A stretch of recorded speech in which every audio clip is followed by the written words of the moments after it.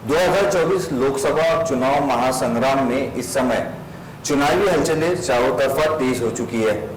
जहां अमरोही जिला सहित अमरोही शहर में भी इसका असर सीधा सीधा देखने को मिल रहा है। और इसी कड़ी में विदर्भ न्यूज की टीम पहुंची है आज अमरोही शहर के चर्चित क्षेत्र नागपुरी गेट में। और नागपुरी गेट के चांदनी चौक स्थित एक ऐसी शख्सियत जिसे किसी की पहचान की जरूरत नहीं है, जिनका नाम है सैयद आसिफ हुसैन, जो कि माजी नगर सेवक भी रह चुके हैं। मुस्लिम बहुल क्षेत्र की अनेक समस्याएं या मुस्लिम बहुल क्षेत्र का 2024 लोकसभा चुनाव में किस प्रकार से रुझान रहेगा, इस संदर्भ में आइए हम उनसे करते हैं मुलाकात। आप खुद जो है माजी नगर सेवक भी रह चुके हुए, किस प्रकार से इस बार 2024 के अंदर में अमरोही जिलावासी या आपके नजरिए से खासदार किस टाइप का होना चाहिए? सबसे पहले तो खासदार हमारे शहर के लिए नहीं बल्कि पूरे जिले के लिए होता और उसका चुनाव इस देश के प्रधानमंत्री का चुनाव करता और देश की सबसे बड़ी सभा जहां सांसद लोग जाकर बैठते हैं, इसके लिए मेरा विचार यह है कि खासदार ऐसा इस जिले से चुनकर जाना चाहिए जो सभी समाज के लोगों का बराबरी और समान स्तर पर सभी को समझने का प्रयास करे और उनकी जो समस्या है उसको लेकर, मूलभूत सुविधाओं को लेकर जात पात से उठकर वो नेतृत्व करे। ऐसी विचारधारा रखने वाला खासदार अमरावती शहर से चुनकर जाना चाहिए, ऐसा मेरा प्रथम राय है। जिस प्रकार से अभी तक जो है 5 उम्मीदवारों ने नामांकन पत्र दाखिल कर चुके हैं, जिसमें सबसे बड़ी चर्चा के विषय के अंदर में फिलहाल तो जो है नवनीत राणा, बलवंत वानखड़े और अभी दिनेश बुक भी है। तो आपके हिसाब से क्या लगता है कि अमरावती के नेतृत्व करने में जो है कौन सक्षम हो सकता है? सक्षम होने के लिए तो सबसे पहले जो भी उम्मीदवार यहाँ खड़ा है उसके मन में क्या विचार है, वो आगे इस मैदान में खड़ा होने के बाद में अगर वो विजयी होता है तो उसके मन में क्या प्लानिंग है और कैसा होना चाहिए। अगर आप ये सोचते कि किसने होना चाहिए, तो मैंने पहले भी बोला कि उसकी विचारधारा अच्छी होनी चाहिए, समाज के जो मूलभूत मुद्दे हैं उसने वहां तक रखने चाहिए ले जाकर, जात पात से उठा हुआ होना चाहिए। जो उम्मीदवार अभी सामने खड़े हैं, कैसा है, अगर मेरा अकेले एक व्यक्ति का मत लिया जाए तो वो उचित नहीं होगा। ये निर्णय जिले की जनता खुद करेगी कि कौन नेतृत्व के योग्य है। मेरी विचारधारा सिर्फ इतनी है कि उम्मीदवार कोई भी हो, वो इस देश में जो चल रही परिस्थिति है उसको देखकर जात पात से हटकर अपने विचारों को रखने वाला उम्मीदवार होना चाहिए। देश में जिस प्रकार से मीडिया के माध्यम से, सोशल मीडिया के माध्यम से जो है दिन ब दिन हालात खराब होते जा रहे हैं, ऐसे समय के अंदर में क्या आपको नहीं लगता है कि अमरोही शहर का नेतृत्व करने वाला ऐसा हो जो समान धारा को लेकर चले? जिस प्रकार से आपने अभी जोर देकर दोनों सवालों पर ही बोले हैं सभी समाजों, लेकिन अमरोही शहर की आबो हवा इतनी ज्यादा बदल चुकी है कि जिसका असर व्यापारी वर्ग से ही सामान्य लोग भी उसका भुगतान भुगत रहे हैं। क्या लगता है आपको कि ये जो पिछले समय में खासदार रह चुके हुए हैं, उन्होंने विकास कार्य नहीं किए थे जिसके चलते नागरिक परेशान है? नहीं, ऐसा नहीं है विकास कार्य उन्होंने नहीं किया। विकास कार्य जो भी चुनकर आता है वो करता ही है। किसी की गति धीमी होती है कार्य करने की, किसी की थोड़ी तेज होती है। दूसरा मुद्दा यह है कि जब कोई व्यक्ति या कोई आमदार या खासदार हम चुन के देते हैं तो वोटर्स जो जिले के या शहर के नागरिक होते हैं, उन्होंने उस उम्मीदवार तक पहुंचकर अपने एरिया की समस्याओं को रखकर जो भी अपने एरिया के काम है उनको लाने का प्रयास करना चाहिए, कोशिश करनी चाहिए। लोग अक्सर होता क्या है कि थोड़ी सी उम्मीदवार की विचारधारा को देखकर हम पीछे हट जाते हैं। पीछे ना हटते हुए हमें क्या निर्णय लेना है वो अगले 5 साल में लेंगे, लेकिन जिस व्यक्ति को हमने चुन के दिया है उससे भरपूर काम लेने की क्षमता, योग्यता हमें भी होनी चाहिए। तो जिस प्रकार से 2019 में नवनीत राणा चुनाव जीती थी, मुस्लिम समुदाय ने खुलकर नवनीत राणा का समर्थन किया था और वो विजय हुई थी। इन 5 सालों के अंदर में खास करके पश्चिम मुस्लिम बहुल क्षेत्र के अंदर में क्या विकास कार्य हुए, क्या आपको लगता है? मुस्लिम क्षेत्रों में विकास नहीं हुआ ये मैं मानता हूं, लेकिन उसके लिए कहीं ना कहीं हम भी जिम्मेदार है कि हमने उस उम्मीदवार को जाकर ये हमारे एरिया के जो काम है उनको बताने का प्रयास ही नहीं किया। हमें 19 के बाद में 24 में क्या निर्णय लेना है उस उम्मीदवार के प्रति हम पर निर्भर करता है, लेकिन हमने जब अगर 19 में चुन के दिया है तो हमारी समस्याएं भी उनको हमें बतानी चाहिए थी और काम लाने का प्रयास करना चाहिए था। यानी आपको कहने का मतलब है जिस प्रकार से 2019 में मुस्लिम बहुल क्षेत्र के बड़े बड़े नेताओं ने सपोर्ट कर उनको जिताया था, तो ये उनकी भी जिम्मेदारी थी कि जो आर्थिक परिस्थिति मुस्लिम बहुल क्षेत्र की खराब है वो वहां तक के नहीं गए। नहीं, लेकिन एक बात ये भी तो है ना कि जिस प्रकार से 2019 में चुन के आने के बाद में खासदार नवनीत राणा ने एकदम से जो पैतरा बदला, तो कहीं ना कहीं मुस्लिम लोगों की जो है दिल को ठेस पहुंची, जिसके चलते शायद वो नहीं पहुंचे वहां। मुस्लिम समाज की भावनाएं आहत हुई है मैं मानता हूं, लेकिन विकास कामों को जो थम गए विकास कार्य, उसका कारण ये है कि विकास कार्यों को लेकर हम वहां तक नहीं पहुंचे और ये उनकी भी कमी रही कि वो यहां तक नहीं पहुंचे, ये मैं मानता हूं। जिस प्रकार से आपने दोनों ही बात को बहुत अच्छे से समझाया कि हमने भी जाना चाहिए था और उन्होंने भी आना चाहिए था। देखो, पिछले दौरों से अगर देखा जाए तो ऐसा नहीं कि हमने नवनीत राणा को चुन के दिया, इसके पहले भी कई खासदारों को चुन के दिया। किसी ने भी अपना जनसंपर्क कार्यालय मुस्लिम क्षेत्र में नहीं खोला। हम अपनी समस्याएं लेकर जाते ही रहे और मेरा यह मानना है कि 19 में अगर हमने इनको चुन के दिया था तो हमने भी वहां तक जाना चाहिए था, और अगर हम लोग वहां तक नहीं गए तो उनको यहां आकर कार्य करना चाहिए था।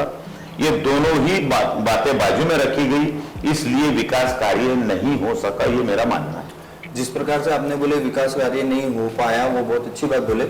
आने वाले समय में जब 26 तारीख को मतदान रहेगा, उसके पहले आप जो हमारे समाज के या सभी समाज के जो वरिष्ठ लोग रहते हैं या नेता रहते हैं, लोग उनकी बात मानते हैं, क्या आप संदेश देना चाहेंगे कि जो भी उम्मीदवार मैदान में है कि आपके चुन के आने के बाद में मुस्लिम बहुल क्षेत्र के अंदर में विकास कार्यों के लिए स्थायी तौर पर जनसंपर्क कार्यालय होना चाहिए, एक यहाँ पर उनके द्वारा नियुक्त किया हुआ उनका जो है पर्सनल असिस्टेंट होना चाहिए? नहीं, कैसा है, आमदार या खासदार का किसी एक विशेष समाज के लिए जनसंपर्क कार्यालय होना, इसके लिए मैं नहीं मानता ऐसा।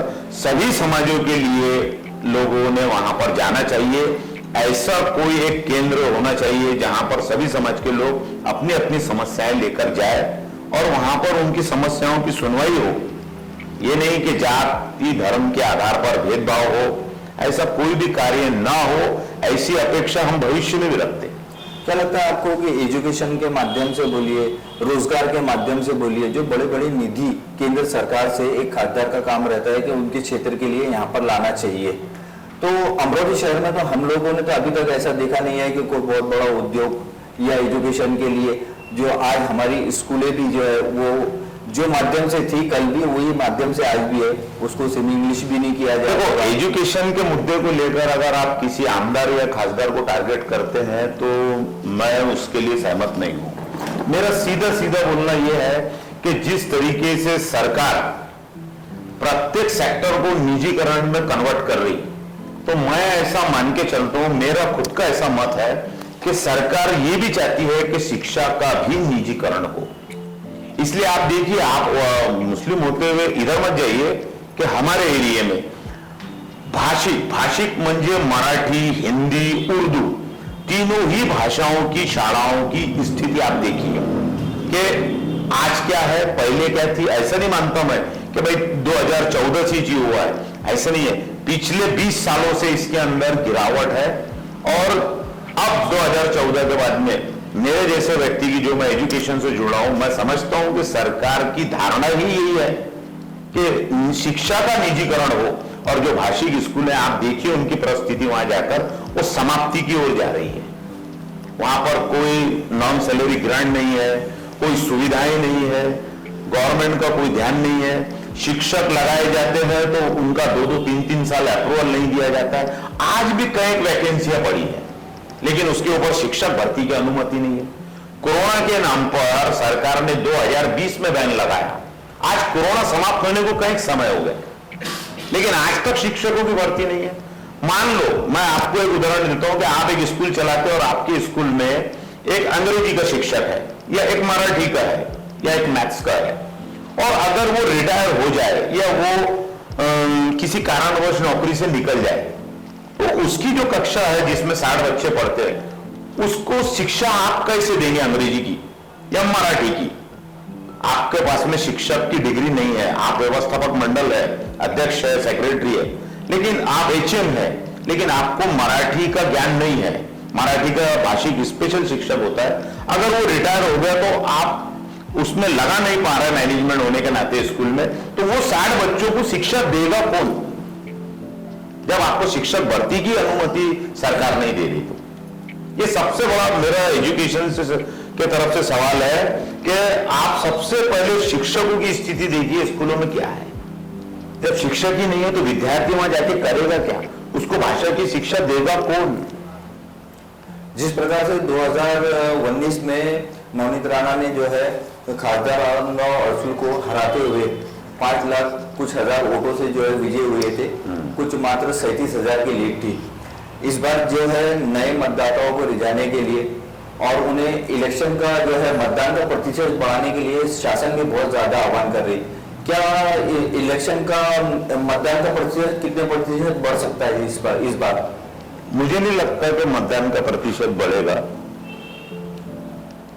जितनी जनता की एक रुचि होनी चाहिए इलेक्शन के अंदर, मुझे तो नहीं देखने को मिल रही, जिसके कारण मतदान का स्तर और भी नीचे आ सकता है, ऐसा मेरा मत है। एक बहुत ही महत्वपूर्ण सवाल है, क्योंकि एजुकेशन से जुड़ा हुआ ही इंसान ये बात को समझ सकता है और वो उस बात को खुलासा करने में सक्षम होता है, मैं समझता हूँ। जिस प्रकार से लोगों का विश्वास इस बार, क्या पिछले इलेक्शन से ही बोलने का मतलब ईवीएम मशीन पे से उठा हुआ है। सरकार ने उसमें संशोधन करते हुए अब ईवीएम मशीन के साथ में वीवीपैट मशीन भी लगा दी है, जिसमें वीवीपैट मशीन में एक स्लिप निकलती है और उसके ऊपर में ये दर्शाया जाता है कि आपने किसको वोट दिया, लेकिन वो वीवीपैट की जो स्लिप होती है वो मतदाता को नहीं मिलती है।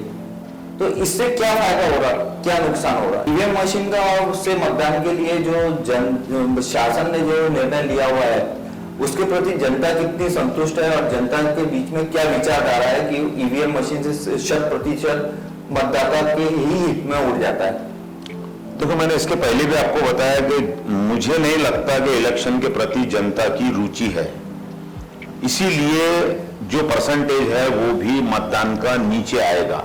अब रहा ईवीएम और वीवीपैट को लेकर विषय, तो देश के कोने कोने से ईवीएम के खिलाफ आवाज उठ रही। इससे यह मान लेना चाहिए कि जनता का विश्वास वीवीपैट या ईवीएम पर नहीं है।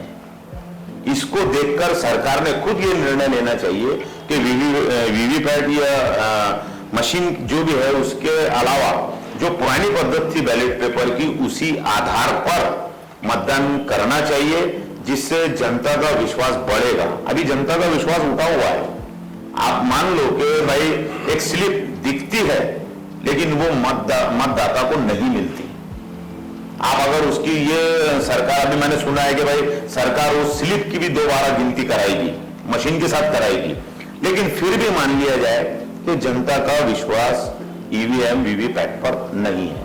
और एक मेरे तरफ से एक मुद्दा यह है जी बोलिए कि भाई मैं इस देश का जिम्मेदार नागरिक होने के नाते, देश की नहीं, मैं जिस जिले में हूं उस जिले की जनता से इतना ही कहना चाहूंगा कि जिस भी नए मतदाता का, चाहे वो 18 वर्ष की आयु का हो, जिसका मत आया हो, उसने अपने मत का जिम्मेदारी के साथ में उपयोग करना चाहिए। मत के महत्व को समझना चाहिए। ये नहीं कि किसी हम एक व्यक्ति पर निर्भर हो जाए, हमें अपने मत का प्रयोग करना चाहिए, तभी हम एक अच्छे उम्मीदवार और एक अच्छी सरकार को चुनने के भागीदार बन सकते हैं। जिस प्रकार से आपने कहा कि मतदान का प्रतिशत गिरेगा, इसमें दो चीजें बहुत महत्वपूर्ण है कि पढ़ने वाले विद्यार्थी जो अमरोही शहर से बाहर है या जो काम करने के लिए रोजी रोटी के संदर्भ में अमरोही जिले से बाहर जा चुके हुए हैं, वो हजारों रुपए खर्चा कर क्या एक अपना मत देने के लिए यहाँ पर आएंगे? एक सोचने जैसी बात है। इसके प्रति जो है शासन ने क्या निर्णय लेना चाहिए, किस प्रकार से सुविधा मुहैया कराना चाहिए?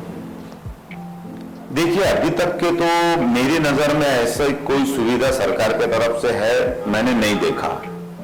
लेकिन जिस तरीके से मैं बोलता कि एक 18 साल के व्यक्ति को अपना मत का प्रयोग करना चाहिए जिम्मेदारी के साथ, वैसी सरकार का दायित्व भी है, जिम्मेदारी है कि जो लोग रोजगार के लिए बाहर गए हुए हैं या कुछ विद्यार्थी है जो जिले से बाहर शिक्षा प्राप्त करने के लिए गए हैं, वो आने वाले समय में, अभी तो पॉसिबल नहीं है इतना सडनली, लेकिन आने वाले समय में सरकार ने इसके ऊपर विचार करना चाहिए।